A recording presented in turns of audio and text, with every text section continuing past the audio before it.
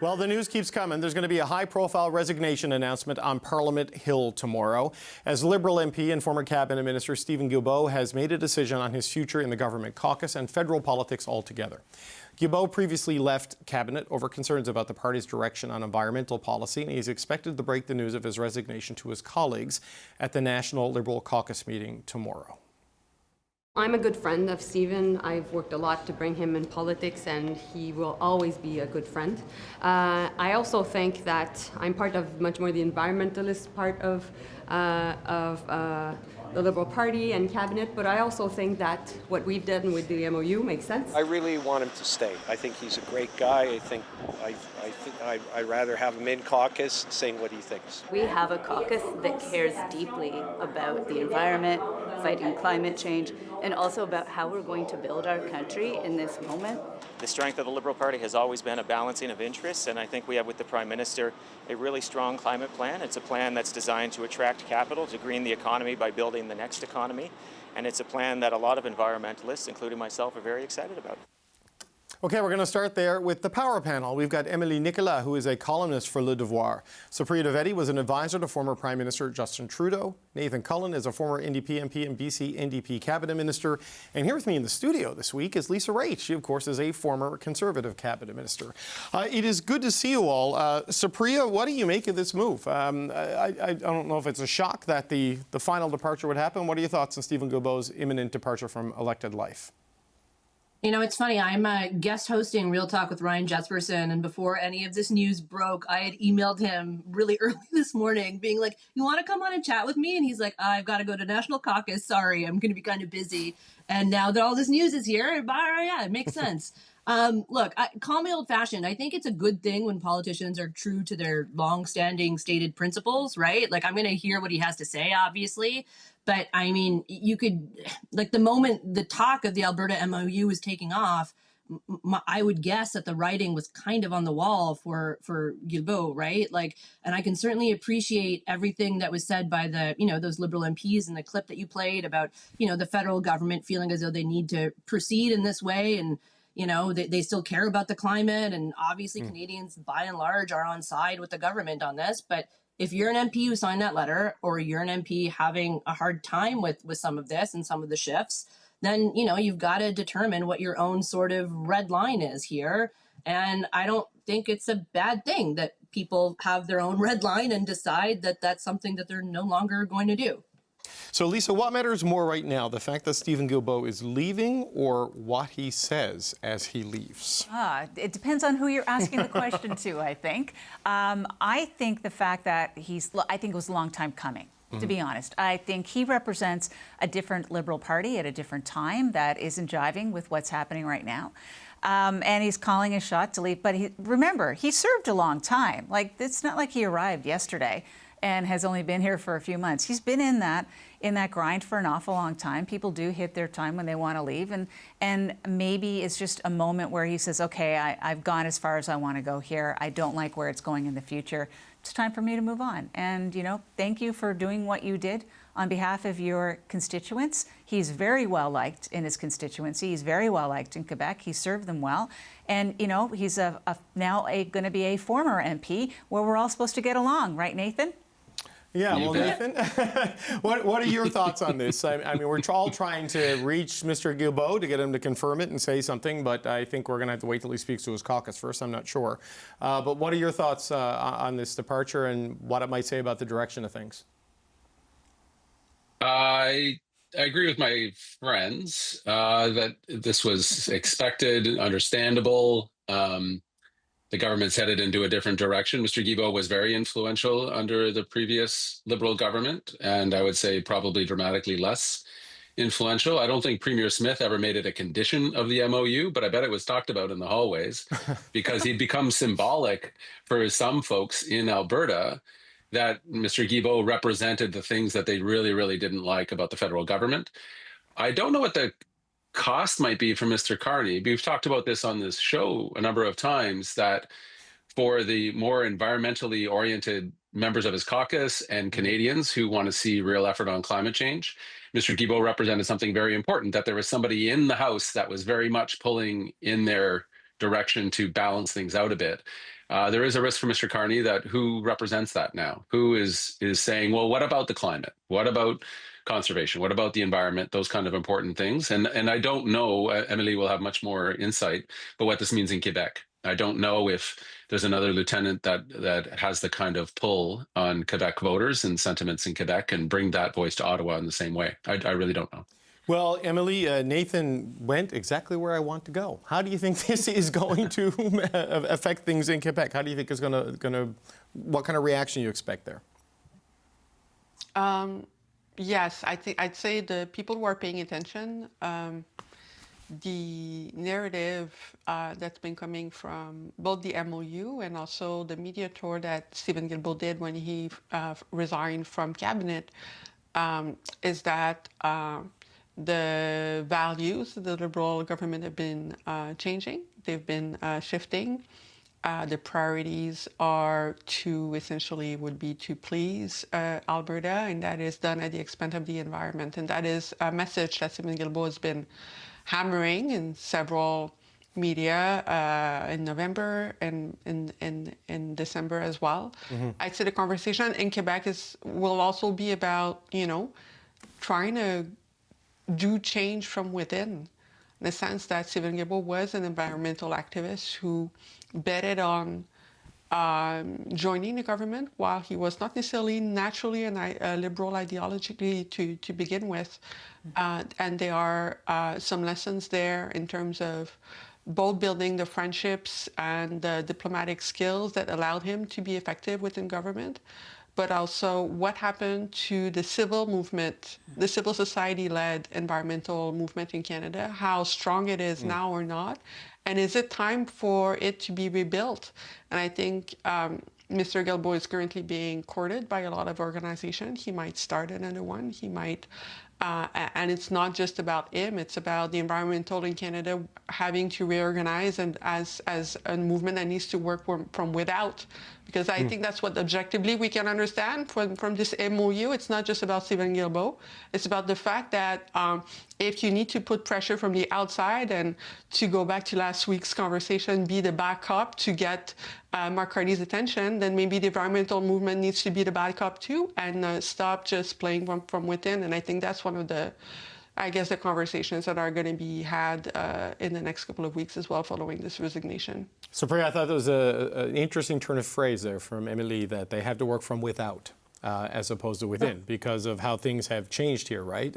14 Liberal MPs have apparently written a letter to the Prime Minister, reportedly saying they've got some doubts and concerns about the direction on things, and he kind of shrugged it off when he was up. I said there's 160 other Liberals in the caucus, and they don't see it the same way. So it is a notable moment in the formalization of the shift on what the focus and priorities of this Liberal government are compared to the last one.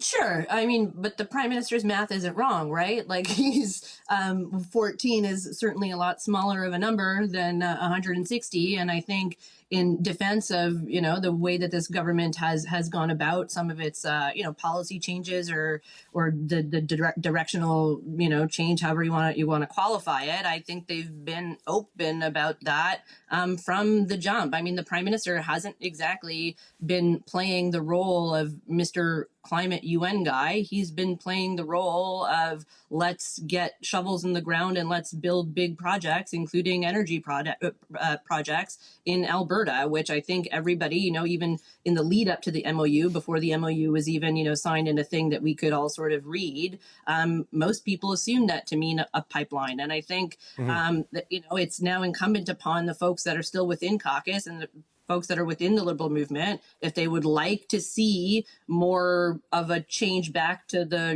reversion to the mean or whatever you want to call it, then they've got to make some noise. But for the Prime Minister's part, he's been clear. So for folks that, like Mr. Guilbeault, who don't agree with it anymore, I mean, all right, so then you can go do something else. There will be a high-profile resignation announcement on Parliament Hill tomorrow, as Liberal MP and former Cabinet Minister Steven Guilbeault has made a decision on his future in the government caucus and federal politics altogether. Now, Guilbeault, you'll remember, previously left Cabinet over concerns about the party's direction on environmental policy. He is expected to break the news to his colleagues at the National Liberal Caucus meeting that he'll be leaving politics altogether later this year. James Maloney is the Liberal Caucus chair, and he joins me now. James Maloney, good to see you again, sir. Thanks for coming in. Always happy to be here, David. What can you tell us about Steven Guilbeault? Has he submitted his resignation notification to you as caucus chair? Do you have it officially? I'm not the one who gets caucus resignations when they come in, David. But look, I've seen the story in the news. I've seen it all day. So I'm not going to comment on whether he is or is not resigning, because I only know what I've read in the news. But I will say this: Steven Guilbeault is a good colleague. He has been for 7 years now, since 2019, and I value his input, and I always have. There's no reason to doubt this, though, given the trajectory of things. He's continuously made his discomfort known, not in a disrespectful or an aggressive way, but as, you know, sort of as a guy who spent his life working on this. I mean, you have no reason to doubt that this is what is going to happen in the next 24 hours, do you? Well, I don't, as I said, I'm not going to comment. I can comment on what has happened. I mean, he stepped down, he resigned his cabinet position. He felt that he could make his views better heard outside of the cabinet room, and he's been very clear on what his views are, and I respect those views. And the great thing about our caucus, Dave, and I've said this to you before, is we have a big tent, and people try to make something of different views and say it's dissent. It's not dissent, because disagreement is not dissent. We have 173 MPs now, wide-ranging views from different parts of the country, and that's what makes the caucus so effective, in my opinion, because you put all those views together, you come to an agreement, and you come out of caucus united, and that's the way we've always done it. Look, over the course of the past 10 and a half years now that I've been an MP, there's been lots of times when I have not been completely aligned with what the government's doing, but you share the ideas, you exchange views, and you find a way to work together, and that's what we're going to continue to do. We've always done it. Look, I don't disagree with your characterization that it is more of a disagreement than dissent. I mean, right. However you want to frame it, it is what it is. But you get enough disagreement, and people do start to walk out of the big tent. And on the issue and the direction on the changes with the climate approach and the climate policy, there's some discomfort inside the caucus that is bigger than just Steven Guilbeault. There was this report this week of the 14 MPs who signed a letter to the Prime Minister, which he said, well, look, there's 160 others out there. But with the MOU that came out after the electricity strategy, climate group after climate group after climate group, who have been on your side are not on your side on this new direction. Steven Guilbeault's departure seems to be a bit of an exclamation point to a lot of that. Well, I'll come back tomorrow, and we can talk. We can talk about. Right now, we're talking about something that hasn't happened and may not happen. But in terms of that letter for the 14 people, I haven't seen the letter. I don't know whose names are on it. My understanding is reports are that the letter was penned some time ago, before last week's events. But look, we have different groups within our caucus. We have an auto caucus. We have a nuclear caucus. We have an electricity caucus. We have, you name it, we have groups of people who band together to discuss issues and bring them forward in caucus. Yes, we do have a climate caucus, but somebody cornered me on the way into the building today and said, how many members are there in the climate caucus? I said, 173. Look, as a party, we haven't changed our overall approach. We're in a situation now where the country's facing challenges that we didn't expect to be facing 18 months ago, 15 months ago. Prime Minister Carney is leading the country in a way that Canadians, I firmly believe, are very happy about. But there's always going to be different opinions, but I'm not troubled by it. Well, I mean, a formal climate caucus didn't exist under Justin Trudeau's leadership. Well, sure it did. Sure it did. Oh, we had lots of different groups. Sure. And it would meet out of concern of the direction of the government. Like there is a nice try. No, but there is a difference. There is sort of a difference here. I know you say you haven't changed the overall approach, but the consumer carbon tax is gone as the first action of Prime Minister Mark Carney. Yeah. Alberta is brought into the carbon market, but it's lower and slower than what it was supposed to be. Saskatchewan still doesn't have carbon pricing on anything, right? And that is a violation of national policy and the way things are supposed to work, right? So it is far less of a priority, it would seem, than it was under the previous leadership team. I wouldn't characterize it as being less of a priority. We're addressing issues that are out of necessity right now. We've got an economy that we have to diversify, we have to move forward, and that's what we're doing. Scott Moe yesterday said, don't look back, let's look forward. And I think that's what all the premiers are doing, and that's what the Prime Minister's doing. So I don't think we've changed course at all. I mean, nobody should attempt to challenge the Prime Minister's climate credentials. I mean, God, the man is impeachable on that front. We're doing what's necessary as a country right now. So I know that people like to say, oh, we've completely changed course and we're moving in a different direction. We're working on projects that make it perhaps easy for people to say that, but I don't agree with that narrative at all. I'm not saying you've completely changed, but there has been a change, and and the people who are the experts in this space, who devote their life to the economics of climate change and the science of climate change, they look at the math and they would give you credit when you did things that put us on track to hit targets or get close to the 2030 targets was the best that we had seen. Mm-hmm. They're all saying it is a shift. I mean, look, there are trade-offs, and that's a consequence of governing, but it is acknowledging there's a trade-off and explaining in adult language to adult Canadians why you're making the trade-off is not necessarily the mission of failure. It's just, it seems like Steven Guilbeault has reached a point where, he is not prepared to compromise any further. Look, there is trade-offs, and I think the Prime Minister has done a really good job in explaining it to Canadians in a way that they've agree with, by the way, because everybody I talk to is fully supportive of the government's approach right now. We're talking about our caucus decreasing, our caucus has increased. Steven Guilbeault is still, when he resigned from cabinet, he remained in caucus. Mm-hmm. He's still a member of the Liberal Party, and he still supports the Liberal Party. So he's finding different ways and platforms to put his views forward, but it doesn't mean he disagrees with the overall approach of the party in the long term. Circumstances dictate actions, and that's what we're seeing right now. How do you think, though, this will be viewed by the people who want a more strident climate policy, right, rather than the flexibility and the adaptation? And in Quebec, this could be more of a thing. I know we're two Irish guys from Newfoundland and Toronto talking about this, but he is a force in Quebec and has been a force in Quebec. And depending on how he leaves, I know you'll dance around whether he's leaving or not, it could affect how it is perceived in his home province. Okay, we're talking about a hypothetical, though. You're asking me to... I think we're past the hypothetical okay, stage. but it's reported by everybody now, Mr. Maloney. We know this is going to happen, right? Well, you're asking me to discuss something as if it's a done deal, and Steven Guilbeault is still a member of the Liberal caucus as we speak. Right.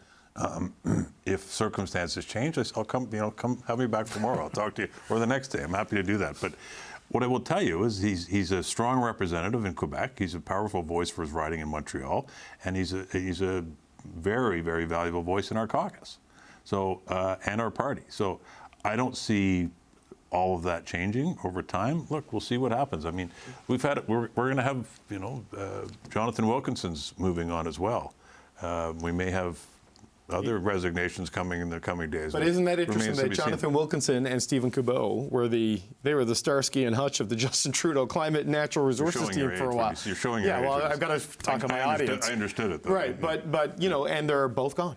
Right, from cabinet. Jonathan Wilkinson headed off to Europe. I know that's in the service of this government, so I'm not trying to say that's a big fracture, but they're not at the cabinet table, and very soon, if all the reporting is right, neither one of them will be at the caucus table.